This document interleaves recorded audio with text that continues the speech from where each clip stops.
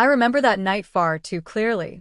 It began like so many others, ordinary, predictable, heavy with quiet disappointment. I came home after another long day, hoping, maybe foolishly, for a little warmth.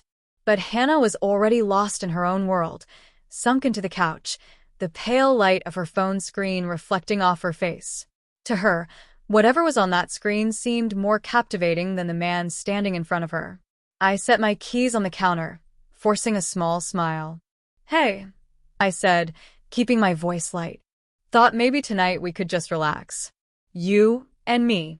No phones, no work. Maybe a movie, a bottle of wine." She didn't even blink. Just looked up, her expression empty, like I'd interrupted something important. "Not tonight," she said. 2 words. Flat. Final. No explanation, no apology. I laughed softly, trying to brush it off. Pretended it didn't sting the way it did. But deep down, I knew the truth. This wasn't new. It had been happening for months. The gap between us widening a little more every evening, her silence carving it deeper. She disappeared into the bedroom, closing the door behind her, and once again I was left alone, with the dull murmur of the TV and the echo of everything we weren't saying. That's when I heard it. A knock. Soft, hesitant, almost uncertain. When I opened the door, my breath caught. It was Leah, Hannah's twin sister. She'd always been around holidays, family dinners, birthdays. Same face, same dark eyes, same voice.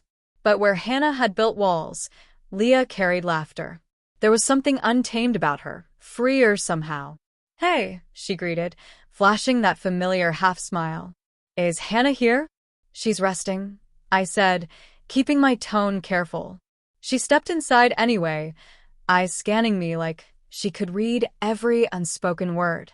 She sat down on the edge of the couch, close enough for her perfume to reach me, close enough to remind me how long it had been since anyone had sat that near.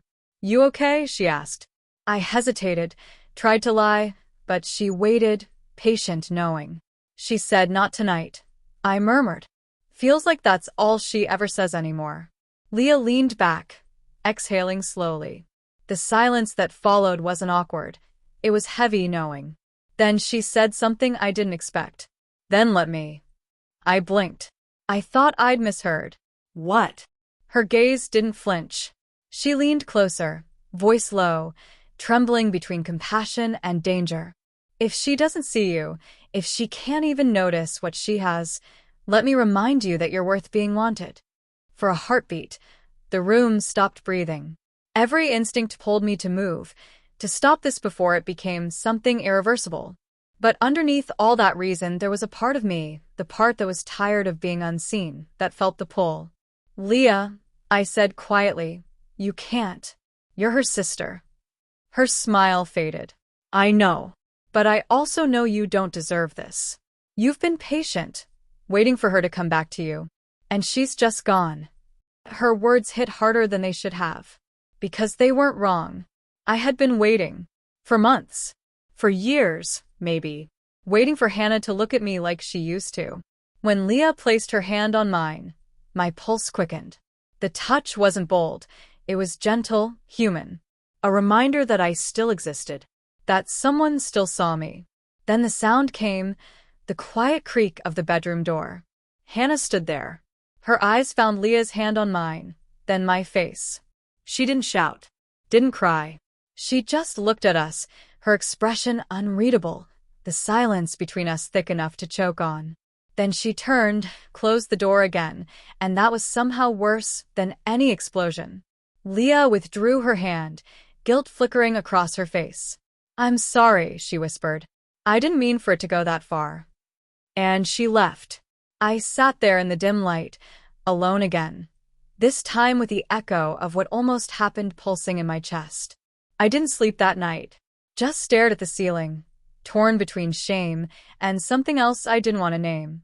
I thought about Hannah, about all the times she had turned away, about Leah, and how her words had both shaken and tempted me. And I realized something in that long, sleepless dark. It was never really about Leah. It was about the space Hannah and I had let grow between us. A space so wide that someone else could step into it. And that was the part that hurt the most.